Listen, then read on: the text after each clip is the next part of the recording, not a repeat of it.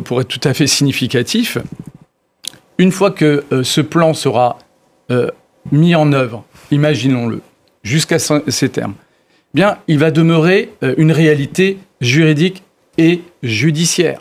La réalité juridique, c'est qu'Israël est obligé, du point de vue du droit international, d'arrêter ces stratégies d'occupation et de colonisation. Or, politiquement, personne en Israël, aucune figure alternative à Netanyahou n'incarne précisément le choix de la désoccupation des territoires occupés et de la décolonisation de la Cisjordanie. Que, deuxièmement, sur le plan judiciaire, ce qui va rester, parce que le temps judiciaire est plus long que le temps, y compris du temps politique et des négociations, Benyamin Netanyahou restera poursuivi pour crimes de guerre et crimes contre l'humanité devant la Cour pénale internationale. Et j'allais dire pire, c'est l'État d'Israël qui est poursuivi pour génocide. Et ça, je ne sais pas pourquoi madame dit qu'on est hors sol ou je ne sais quoi. C'est une requête qui a été admise par la Cour internationale de justice. C'est pas le Hamas.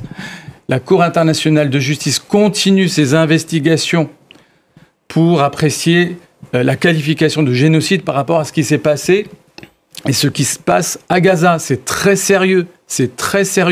Imaginons que cette requête aboutisse. On sera toujours dans le déni, je vous le dis d'emblée.